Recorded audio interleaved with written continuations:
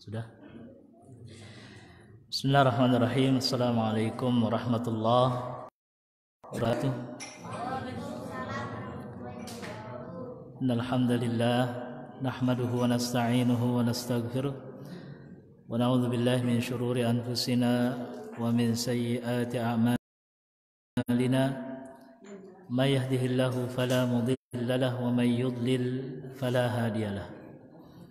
Asyhadu an la ilaha illallah wahdahu la syarika lah wa asyhadu anna Muhammadan abduhu wa rasuluh la nabiyya wa la rasula ba'dah, amma ba'd. Qala Allah ta'ala fil Qur'anil Karim, a'udzu billahi minasy syaithanir rajim. Innama ya'muru masajidallah man amana billahi wal yawmil akhir. Wa qala sallallahu alaihi wasallam, man bana masjidan lillah banallahu lahu baitan fil jannah. Para jamaah Masjid Jami Maimunah yang dimuliakan oleh Allah Subhanahu wa taala, alhamdulillah, puji dan syukur marilah kita panjatkan kepada Allah Subhanahu wa taala atas limpahan nikmat dan karunia-Nya. Kita bisa hadir di rumah Allah, di masjid ini dalam keadaan sehat walafiat. Betapa bahagianya kita diberikan hidayah, diperkenankan oleh Allah untuk duduk di rumah Allah. Betapa banyak orang-orang di luar sana, mereka begitu berat melangkahkan kakinya ke rumah Allah, begitu susah untuk melaksanakan ibadah karena hatinya masih sibuk dengan dunia. Kita bersyukur karena kita dipilih oleh Allah untuk datang ke rumah Allah. Ini merupakan tanda bahwa Allah mencintai kita. Mudah-mudahan sebagaimana kita berkumpulnya di rumah Allah di sini menjadi sebab dikumpulkannya nanti di surganya Allah Subhanahu wa taala. Salawat dan salam semoga tercurahkan kepada baginda Nabi besar Muhammad sallallahu alaihi wasallam, pada keluarganya, para sahabatnya, dan kita selaku umatnya hingga akhir zaman. Para jamaah yang dimuliakan oleh Allah Subhanahu wa taala, insyaallah di malam ini kita akan melanjutkan pembahasan tentang adab-adab memakmurkan masjid, menghidupkan rumah Allah Subhanahu wa taala. Kenapa pelajaran ini sangat penting bagi kita? Karena banyak sekali masjid-masjid yang sudah dibangun, rumah-rumah Allah yang sudah dibangun dengan bentuk yang indah, dengan bangunan yang kokoh, namun sayang masjid itu kosong. Bangunannya indah tetapi tidak ada penghuninya.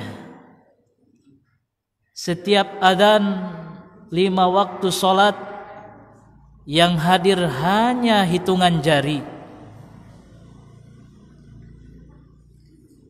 Kemanakah orang-orang yang mengaku dirinya muslim, senang membangun masjid, semangat dalam membangunnya, tetapi tidak semangat di dalam mengisi masjid itu dengan salat berjamaah?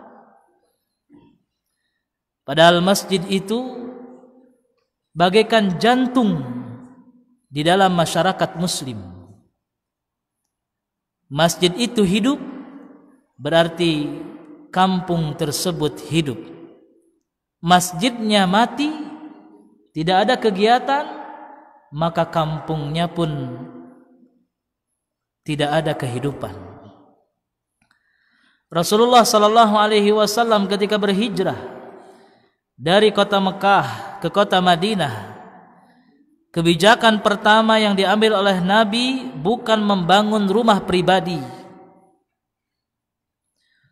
bukan mementingkan diri sendiri. Kebijakan yang pertama ditetapkan oleh Nabi adalah membangun Masjid Nabawi. Karena di sanalah kaum muslimin akan mendapatkan kehidupan hati.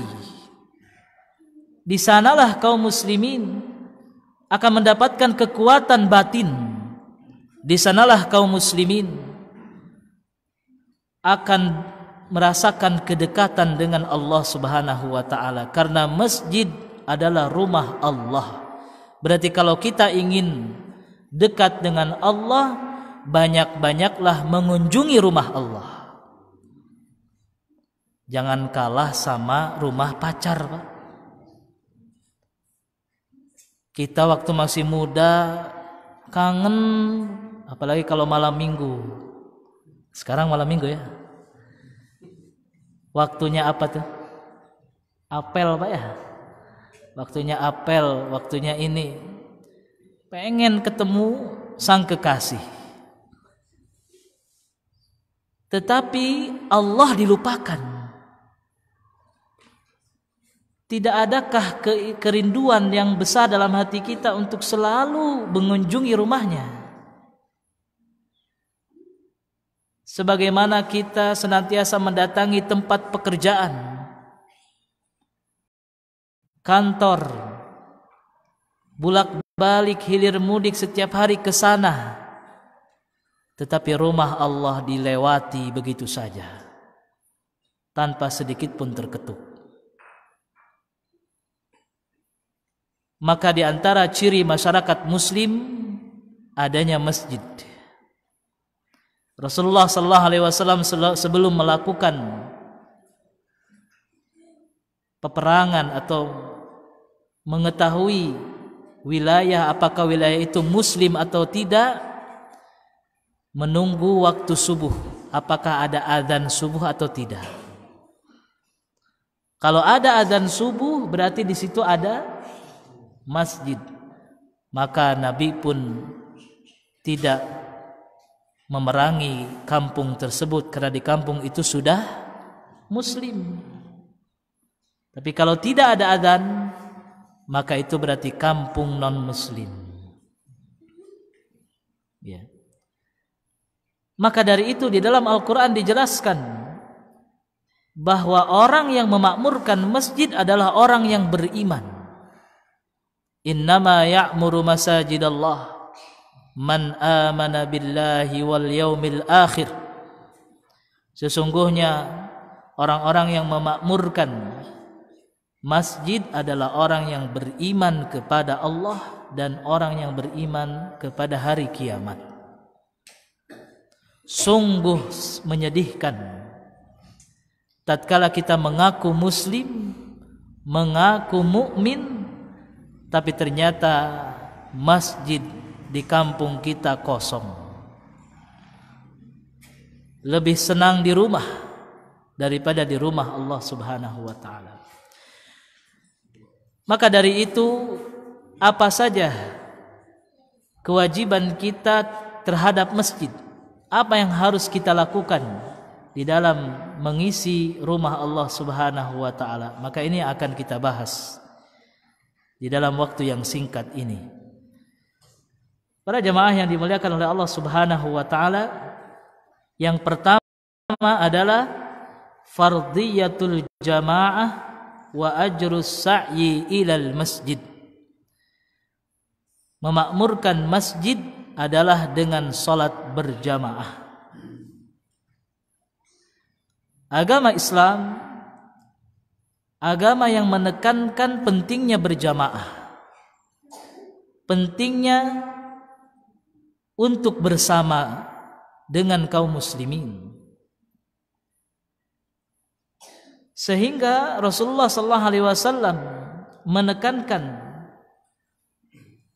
di mana di situ ada kaum muslimin agar ditegakkan salat berjamaah.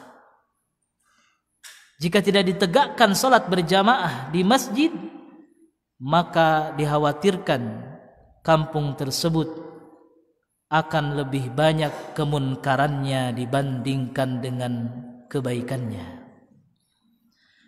Rasulullah SAW menjelaskan di dalam hadisnya, "Ma min salasatin fi qaryatin," tidaklah 3 orang di sebuah kampung, wala badawin, atau orang Arab atau orang Badui, la tuqamu fihi mussalah, tidak ditegakkan salat, illa istahwadha alaihimus syaitan, kecuali kumpulan tersebut akan mudah digoda oleh setan, akan mudah diperdaya oleh setan. Fa'alaikum bil jamaah, maka wajib bagi kalian untuk berjamaah. Fa innama ya'kulu dhi'bu minal ghanamil qasiyah, karena serigala itu ia akan mencari kambing yang sedang berkumpul dengan kelompoknya atau kambing yang terpisah. Itu pertanyaannya. Setan itu atau serigala itu selalu mengawasi kambing yang terpisah dari kelompoknya atau kambing yang berjamaah dengan kelompoknya. Terpisah pasti. Dia akan terus mengawasinya, mencari peluang untuk menerkam. Begitu pula setan. Setan akan terus mengawasi orang-orang yang lengah, karena ketika dia sendirian dia akan lengah, dia akan lalai. Tetapi ketika berkumpul seperti ini, kita akan dikuatkan, diingatkan, dinasehati, sehingga kita menjadi lebih kuat. Bahkan Rasulullah SAW saking pentingnya salat berjamaah ini, pernah Rasul berniat bagi orang-orang yang tidak salat berjamaah, ingin membakar rumah mereka. Namun oleh Nabi diurungkan niat tersebut, karena khawatir ada kesan seorang muslim merusak rumah orang lain. Apa kata Rasul sallallahu alaihi wasallam? "Walladzi nafsi biyadihi laqad hamamtu an amura bihatabin fayuhtab." Aku sebenarnya ingin sekali memerintahkan seseorang mengumpulkan kayu bakar, membakar rumah orang-orang yang tidak mau sholat, tetapi Nabi tidak melaksanakannya, karena Nabi tahu bahwa tidak boleh, ada larangan, tidak boleh menzalimi kaum muslimin. Ini menunjukkan bahwa pentingnya salat berjamaah agar kita mendapatkan rahmat Allah Subhanahu wa taala. Ya. Pernah ada orang yang buta datang kepada Nabi, yang tidak bisa melihat, meminta izin kepada Nabi sallallahu alaihi wasallam, "Ya Rasulullah, innahu laisa liqaidun yaquduni ilal masjid." Tidak ada orang yang menuntunku jalan ke masjid. Apakah boleh bagiku untuk sholat di rumah? Maka Nabi pun bertanya kepadanya, "Hal tasma'un nida bis shalah?" Apakah engkau masih mendengarkan sholat? Maka orang yang buta ini menjawab, "Na'am ya Rasulullah." Iya ya Rasulullah. Fa'ajib, selama kamu masih mendengarkan sholat, maka penuhilah panggilan Allah. Datanglah ke masjid walaupun dalam keadaan apa? Buta. Orang yang buta saja masih diwajibkan untuk berjamaah di masjid, apalagi orang yang normal, orang yang sehat. Mata kita sehat atau tidak? Sehat, alhamdulillah, bisa melihat. Ya. Lalu kenapa kita belum bisa ke masjid? Berarti yang buta bukan matanya. Yang buta apanya? Hatinya yang buta. Ya. Nabi SAW tidak memberikan keringanan kepada orang yang buta, apalagi orang yang sehat. Ya. Bahkan dalam keadaan sakit pun, ya, Rasulullah dalam keadaan sakit sampai meminta bantuan para sahabat untuk mendampingi, menggandeng Nabi agar bisa jalan ke masjid. Saking pentingnya apa? Salat berjamaah. Ya. Di dalam salat berjamaah juga banyak sekali keutamaannya. Di antaranya adalah at-ta'awunu 'alal birri wat taqwa wal amru bil ma'ruf wan nahyi 'anil munkar. Ya. Berjamaah di masjid itu dapat saling mengingatkan satu sama lain. Bisa bertemu, bertanya tentang keadaan, bagaimana kondisinya. Ketika kita saling berkomunikasi, saling berinteraksi, ketemu di masjid sehari berapa kali? 5 kali bisa bertemu dengan apa? Tetangga kita, dengan sesama muslim. Masya Allah, bagaimana kabarnya? Oh, saya alhamdulillah sehat. Ya. Besok keluarga saya mau menikah, saya mengundang, hadir ya. Nah, itu ta'awanu 'alal birri wat taqwa. Ya. Dan seterusnya. Dan juga orang yang berjalan, berniat di dalam hatinya di rumah ingin melaksanakan salat berjamaah di masjid, semenjak di rumahnya itu sudah dicatatkan pahala di sisi Allah Subhanahu wa taala. Ya. Disebutkan dalam hadis Nabi sallallahu alaihi wasallam, man tawadda'a lis-shalah, barang siapa yang berwudu di rumah untuk salat, fa asbaghal wudu, kemudian ia menyempurnakan wudunya, thumma masya ila salatil maktubah, kemudian ia pun berjalan menuju salat wajib, fa sallaha ma'an nas, kemudian dia salat bersama manusia, ghafarallahu lahu dzunubah, maka Allah akan mengampuni semua dosa-dosanya. Semua dosa-dosanya. Orang yang selalu hatinya rindu, selalu ingin ke masjid, bahkan selalu bolak-balik di masjid, dimanapun ia berada selalu rindu, yang ia cari di perjalanan pasti ketika sudah datang waktu sholat mencari apa? Masjid.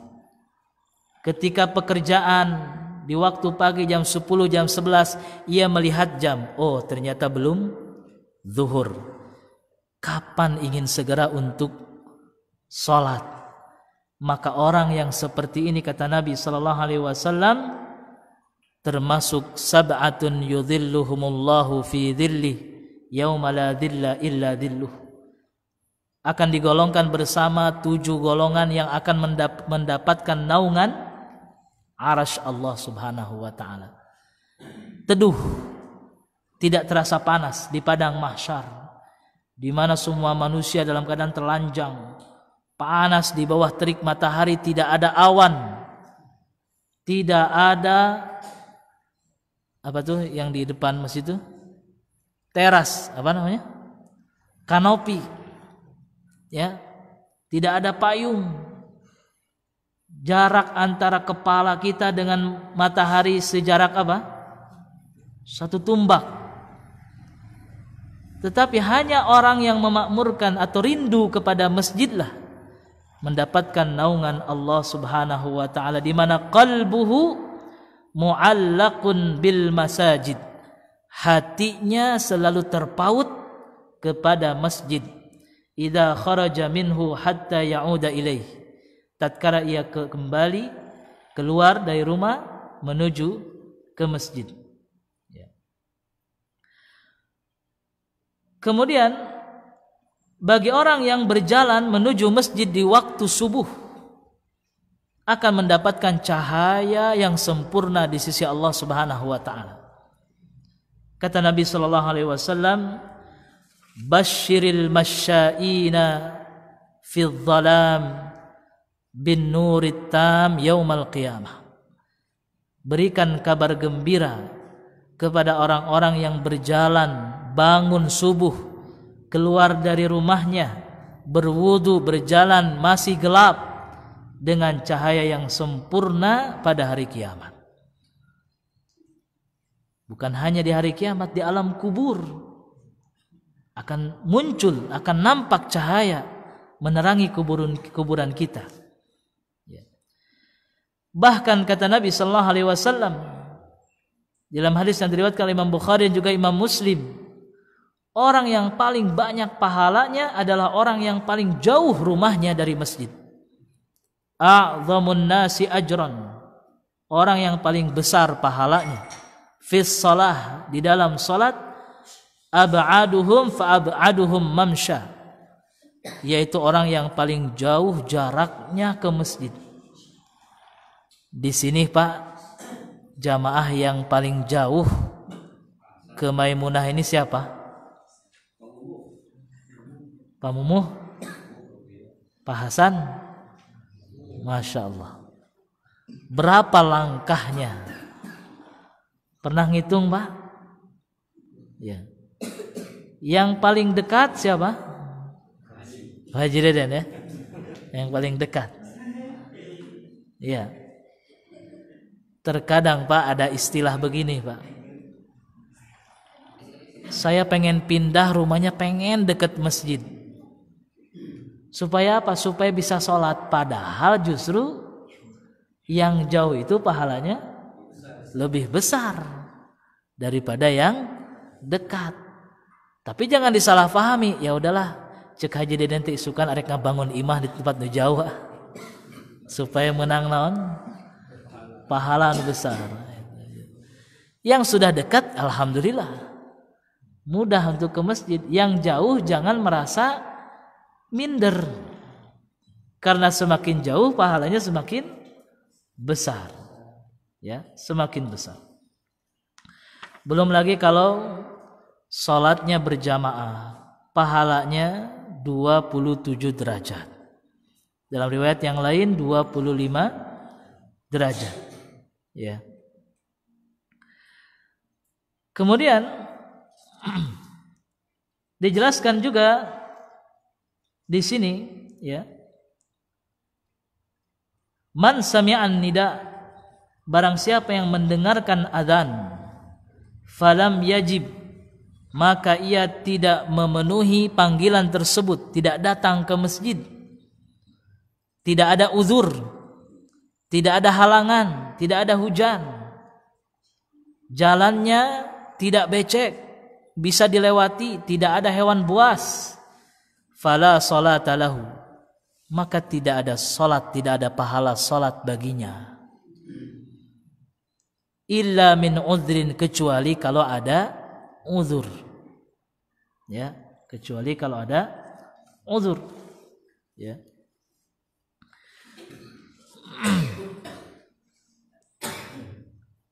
Dan salat di Masjid Nabawi, di Masjidil Haram, itu pahalanya lebih besar. Di Masjidil Haram pahalanya 100.000 Pak. Kita salat di situ, ya, bandingannya seperti salat 100.000. Di Masjid Nabawi 1.000. Di Masjidil Aqsa 500. Ya. Kalau ada rezekinya, ya, nabung, niatkan dalam hati, insyaallah Allah akan mudahkan jalannya. Ya. Yang belum bisa berangkat ke sana, ada amalan yang dapat menyamai pahala haji dan umrah. Bagaimana caranya? Nah, ini adab yang kedua nih, ya, adab yang kedua, memakmurkan masjid. Yang kedua adalah dukhulul masjid wal julusu fih. Selain kita tadi melaksanakan sholat berjamaah, adab yang kedua, masuk masjid, duduk di masjid. Nah, itu juga bagian dari apa? Memakmurkan masjid. Bagaimana memakmurkan masjid ketika masuk? An yabda'al mar'u birijlihil yumna, masuk ke dalam masjid dengan kaki sebelah kanan. Biasakan itu. Jangan sebaliknya, masuk masjid kaki kiri. Ya. Wa kana Rasulullah sallallahu alaihi wasallam yuhibbut tayammuna mastata'a fi sya'nihi kulli. Nabi senang mengawali sesuatu yang baik dengan kaki kanan atau dengan tangan kanannya. Wa idza kharaja bada'a birijlihil yusra, keluar dari masjid kaki kiri. Dan ketika masuk masjid, baca doanya, apa itu? Allahumma ftahli abwaba rahmatik. Ya Allah, bukakan untukku pintu-pintu rahmat Engkau. Berarti masjid ini, masjid manapun itu, sebenarnya itu adalah sumber rahmat Allah, sumber kasih sayang Allah. Berarti kalau kita sering ke masjid, insya Allah banyak disayang oleh Allah. Jarang ke masjid, jauh dari rahmat Allah. Ya. Makanya kenapa setan disebut rajim? A'udzubillahi minasyaitonir ar-rajim. Ar-rajim artinya apa? Terlaknat, jauh dari rahmat Allah. Kenapa jauh? Karena dia tidak akan mendatangi rahmat Allah. Ya. Makanya hanya orang soleh yang sering bolak-balik kemana? Ke masjid, karena dia ingin mendapatkan rahmat Allah. Sebaliknya, Pak, orang yang jauh dari masjid senangnya datangnya ke tempat mana? Ke tempat-tempat maksiat. Di mana tempat maksiat? Diskotik, tempat judi, tempat mabuk. Ya. Nah, itu tempat-tempat maksiat itu. Setan di situ berkumpulnya. Di masjid berkumpulnya rahmat, berkumpulnya malaikat, berkumpulnya orang-orang yang saleh, orang-orang yang baik. Ya. Dan ketika keluar, apa doanya? Allahumma inni as'aluka min fadlik. Ya Allah, aku memohon kepada Engkau karuniamu. Ya. Dan kalau kita membaca doa itu, maka setan pun menjawab. Sebagaimana dijelaskan dalam hadis Abu Dawud, hufidha minni sairul yaum. Jadi kalau seorang muslim paginya dia masuk masjid, ya, paginya masuk masjid, setan itu sedih, Pak. Setan itu sedih. Dia mengucapkan apa? Sungguh hari ini aku tidak bisa menggodanya. Aku tidak bisa mengelabuinya. Aku tidak bisa menipunya. Karena apa? Karena dijaga oleh Allah Subhanahu wa ta'ala. Sebagaimana dalam hadis dijelaskan, man shalla subha, barang siapa yang salat subuh, fahuwa fi dhimmatillah, dia berada di dalam lindungan Allah Subhanahu wa ta'ala. Iya. Para jemaah yang dimuliakan oleh Allah Subhanahu wa ta'ala, ya. Ketika kita masuk masjid, adabnya adalah fa'alaihi sakinah. Hendaklah kita tenang, tidak tergesa-gesa, apalagi sampai lari, ya, santai, tenang, ya. Wal julusu fil masjid mustahab, duduk di masjid itu sunnah, dianjurkan. Idza kana li'ibadatin, jika duduknya itu untuk ibadah. Seperti apa? Membaca Al-Quran. Duduk di situ membaca Al-Quran. Au ilmin, atau duduknya itu dalam rangka belajar, menuntut ilmu, menghadiri kajian, ya, au sima mau'izah, atau mendengarkan nasihat, au intidhari salatin, atau menunggu salat. Selain itu yang disebutkan tadi mubah, kita duduk istirahat santai di masjid, ya, boleh. Ya, yang enggak boleh itu duduk di masjid dalam rangka bermaksiat. Duduk di masjid ngomongkeun batur. Duduk di masjid ngadu bako. Ngebul di mana? Di masjid. Bau rokok, bau haseup. Coba lamun urang bisa ningali malaikat ningali orang ngarokok, kumaha tah? Pasti mereka tidak akan nyaman, Pak. Tidak akan senang melihat orang-orang yang mencemari masjid dengan apa? Dengan asap itu. Ya. Kata Nabi sallallahu alaihi wasallam, la yazalu ahadukum fi salatin ma kanatis salah tahbisuhu. Seseorang akan dicatat pahala salat selama ia di dalam masjid. Ya, kita di masjid lama, nyaman, istirahat, ngobrol, saling menasehati, saling menanya kabar. Catatan amalan kita terus mengalir, kebaikan-kebaikan. Ya. La yamna'uhu an yanqaliba ila ahlihi illa shalah.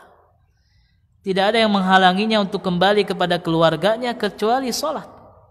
Setelah salat ia pun kembali. Ya, bahkan para malaikat mendoakan orang yang berada di masjid. Al malaikatu tusalli ala ahadikum madama fi musallahu. Malaikat terus mendoakan selama kita berada di dalam masjid. Ya, selama belum batal salatnya, belum batal wudunya, terus didoakan. Kita duduk di sini kajian berapa lama? 1 jam, ya, 1 jam setengah. Selama itu pula kita didoakan, Allahumma gfir lahu, Allahumma arhamhu, Allahumma gfir lahu, Allahumma arhamhu. Itu doa yang disampaikan oleh malaikat. Ya. Kemudian berduduk di masjid sampai terbit matahari, itu pahalanya sama seperti pahala umrah dan juga pahala haji. Makanya Pak, kalau kita tidak ada kesibukan, ya, kerjanya misalnya berangkat jam 7 atau jam 8, daripada kita pulang tidur lagi, mendingan kita menetap di mana? Di masjid. Duduk, zikir, baca Quran, menghafal, itu lebih indah, Pak. Lebih indah, ya. Baik.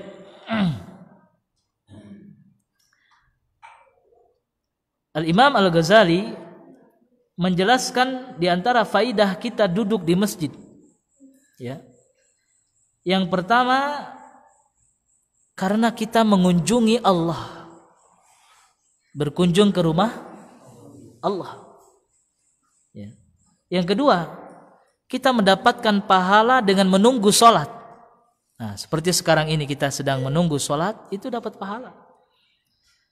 Yang ketiga, selama di masjid pasti tidak mungkin kita membicarakan hal yang tidak baik. Jadi terjaga mulut kita, terjaga mata kita dari pandangan yang haram, terjaga telinga kita dari mendengarkan yang haram. Ya. Yang keempat, kata Imam Ghazali, uquful ham 'ala Allah. Mencurahkan kegelisahan kita kepada Allah. Kalau di luar kan biasanya kita punya masalah, pasti lidah kita cerita kepada orang. Saya banyak hutang, saya diputuskan oleh pacar misalnya, saya hancur keluarga saya, hancur bisnis saya, pasti cerita kepada orang. Tapi di masjid Setidak-tidaknya segala kegelisahan kita curahkan di dalam apa? Doa. Itu keutamaan kita berada di mana? Di masjid.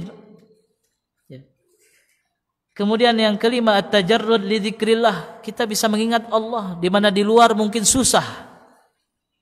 Ketika bersama keluarga, bersama kawan, di kantor, di tempat kerja, mungkin kita lupa, tapi di masjid setidaknya kita ingat kepada Allah Subhanahu wa taala. Yang keenam, di masjid kita bisa mendapatkan ilmu. Ada buku-buku yang terjajar di mana? Di raf, ya di rak, bisa kita ambil. Ketemu sama ustadz, ya. Ustadz datang ke masjid, memimpin sholat. Setelah selesai sholat, kita dekati ustadz dan bertanya. Mendapatkan apa? Ilmu. Ya. Kemudian berikutnya, kata Imam Ghazali adalah mendapatkan saudara muslim. Mendapatkan teman yang soleh di mana? Di masjid pastinya. Ya. Kemudian yang berikutnya adalah dapat meninggalkan kemaksiatan selama kita di masjid. Ya. Adab yang ketiga, ifsya'us salam. Ketika masuk masjid ucapkan apa? Salam. Ucapkan salam. Kepada siapa? Kepada orang yang ada di dalam masjid. Ya, ketemu jamaah yang ada di masjid, ucapkan salam. Karena salam itu bagian dari hak seorang muslim. Masuk rumah pun adabnya mengucapkan salam. Walaupun di dalam rumah itu tidak ada orang. Ya, walaupun tidak ada orang, tetap disunahkan mengucapkan salam, apalagi kalau masuk masjid. Ya. Baik. Yang keempat, ketika kita masuk masjid disunnahkan tahiyatul masjid. Ya, salat sunnah apa? Tahiyatul masjid. Jadi jangan langsung duduk, tetapi melaksanakan dulu apa? Salat 2 rakaat. Sebagaimana dijelaskan oleh Nabi sallallahu alaihi wasallam, "Idza dakhala ahadakumul masjid", jika seseorang masuk masjid, falyarka' rak'atain qabla an yajlis. Maka laksanakanlah salat 2 rakaat sebelum duduk. Bahkan Nabi pernah menegur ada orang yang langsung duduk, ditegur oleh Nabi sallallahu alaihi wasallam, "Ma mana'aka an tarka rak'ataini qabla an tajlis?" Apa yang menghalangimu untuk melaksanakan salat 2 rakaat sebelum duduk? Ditegur oleh Nabi. Kemudian ia pun melaksanakan salat tahiyatul masjid 2 rakaat. Ya. Yang terakhir, ya, dan karena sudah masuk adzan, ya, maka di kesempatan ini saya hanya bisa menyampaikan 5 poin saja, dan insyaallah mudah-mudahan di pertemuan yang akan datang kita bisa melanjutkan poin-poin yang lainnya. Ya. Yang kelima adalah melaksanakan salat dengan meletakkan sutrah. Apa itu sutrah? Pembatas, dan tidak boleh melewati orang yang sedang sholat. Rasulullah SAW bersabda di dalam hadisnya, "Idza shalla ahadukum ila sutrah falyadnu minha." Jika seseorang melaksanakan sholat menghadap sutrah, maka mendekatlah kepada sutrah. Ya, mendekatlah kepada sutrah. La yaqta'u syaitan alaihi salatahu. Jangan sampai setan memotong, ya, salatnya atau melewati tempat salat kita. Ya. Apa saja yang bisa dijadikan sutrah? Apa saja benda, ya, yang bisa kita letakkan di depan kita, ya, di dekat tempat sujud kita, maka itu bisa dijadikan sebagai sutrah. Begitu pula dengan dinding, ya. Dinding masjid itu pun bisa dijadikan sutrah. Tiang masjid bisa dijadikan sebagai sutrah, ya. Bahkan orang yang sholat di depan kita, orang yang sholat itu pun bisa dijadikan apa? Sutrah, ya, bisa dijadikan sutrah. sebagaimana diceritakan oleh Amr bin Shu'aib, habatna ma'a Rasulillah min saniyati adakhir.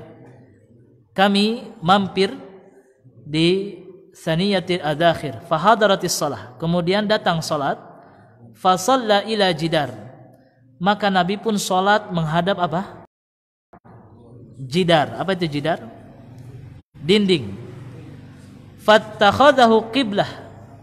Maka sutra pembatas itu dijadikan sebagai tanda kita menghadap ke kiblat.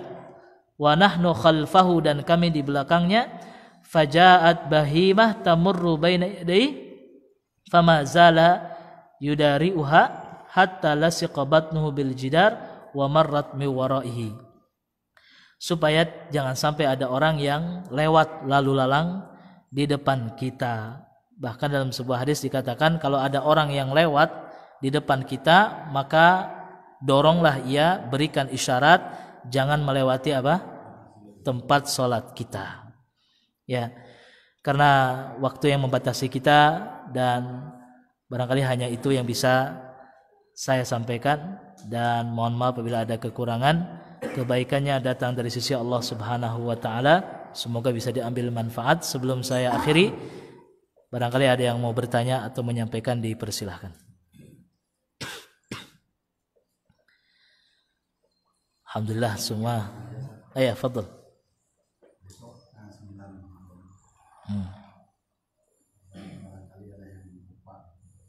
Oh ya. Ya. Insyaallah besok tanggal 9 dan 10 Muharram dianjurkan, disunnahkan kita untuk melaksanakan ibadah saum Tasu'a dan saum Ashura. Dalam sebuah hadis dijelaskan, barang siapa yang berpuasa di 10 Muharram, maka Allah akan menghapuskan dosa kita setahun yang lalu. Tentu kita kalau mengevaluasi diri, banyak sekali kesalahan-kesalahan kita, banyak sekali dosa-dosa kita. Maka inilah ya promo, ya kalau dalam bahasa lain apa? Ya momen kita untuk memohon ampun kepada Allah Subhanahu wa taala, ya, dan mengharapkan pahala di sisi Allah Subhanahu wa taala. Jangan lupa ya, besok kita puasa sunnah. Begitu ya? Baik. Ada lagi yang lain? Ya, Pak Bidin, mangga. Terkait yang sholat masbuk itu supaya jadi imam lagi itu kaidah. Dan yang itu suka masbuk itu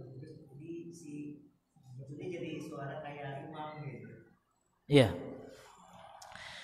Insyaallah untuk masalah ini ya akan kita jelaskan nanti pada saat bagaimana tata cara masbuk, ya, tata cara masbuk.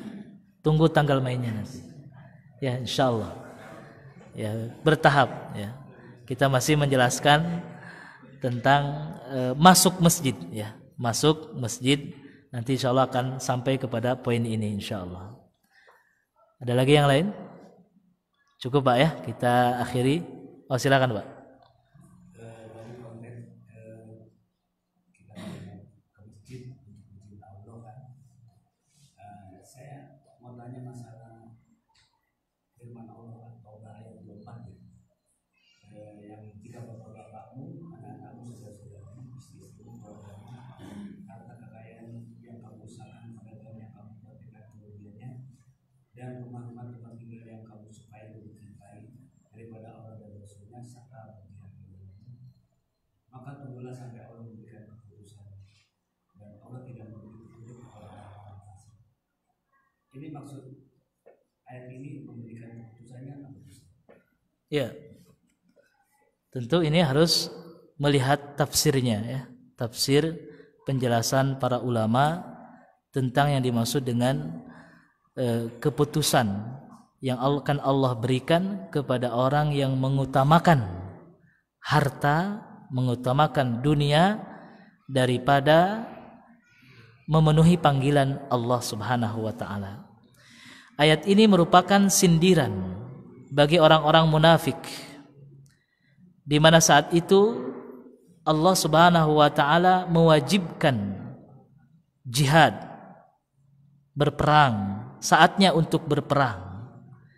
Namun ternyata orang-orang munafik sebagiannya izin, mencari-cari alasan untuk tidak ikut bersama Nabi berperang. Padahal di saat itu Nabi lagi membutuhkan apa? Kekuatan, membutuhkan keberjamaah, membutuhkan persatuan.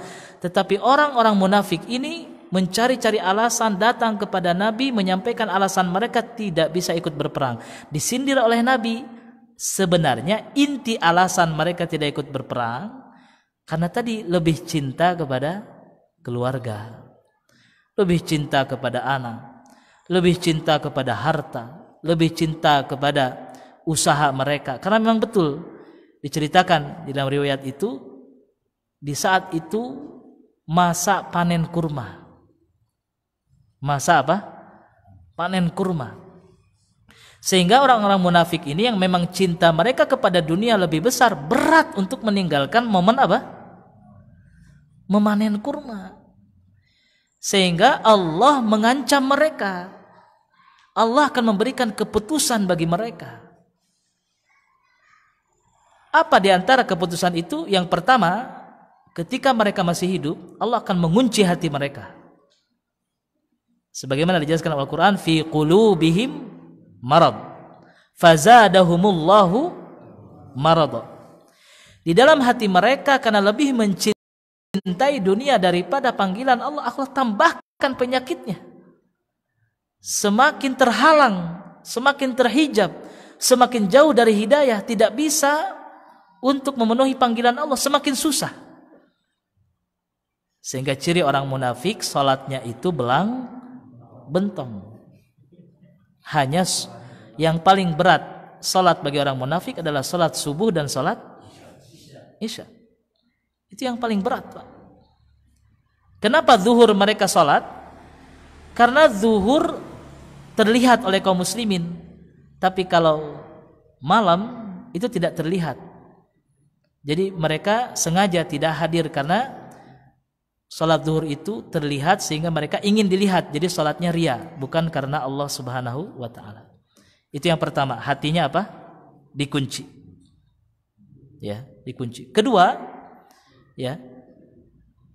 Mereka mendapatkan kehinaan di dunia. Tidak mendapatkan kejayaan. Berbeda dengan sahabat yang tulus membela, mendapatkan kejayaan. Sahabat-sahabat Nabi mereka menjadi komandan, menjadi gubernur, menjadi da'i di pelosok negeri, berjuang karena Allah. Orang-orang munafik tidak mendapatkan kemuliaan, rendah. Itu keputusan Allah. Keputusan yang ketiga, mati dalam keadaan su'ul khatimah. Su'ul khatimah di situ meninggal bukan dalam keadaan iman, bukan dalam keadaan Islam. Padahal kita semua kaum muslimin berharap meninggal dalam keadaan muslim. Tawaffani muslima wa ma ana minal musyrikin. Itu yang ketiga. Keputusan Allah berikutnya di alam kuburnya. Ia tidak bisa menjawab pertanyaan munkar wa nakir. Dikunci oleh Allah mulutnya, tidak bisa menjawab, sehingga mendapatkan siksa kubur. Belum lagi rentetan kejadian hari kiamat berikutnya, ketika dibangkitkan, ketika berkumpul di padang mahsyar, ketika dihisab oleh Allah Subhanahu wa taala dengan hisab yang berat, ketika melewati jembatan Shiratal Mustaqim. Itu semua keputusan Allah yang akan berlaku karena di dunianya apa? Lebih mengutamakan apa? Dunia daripada akhirat.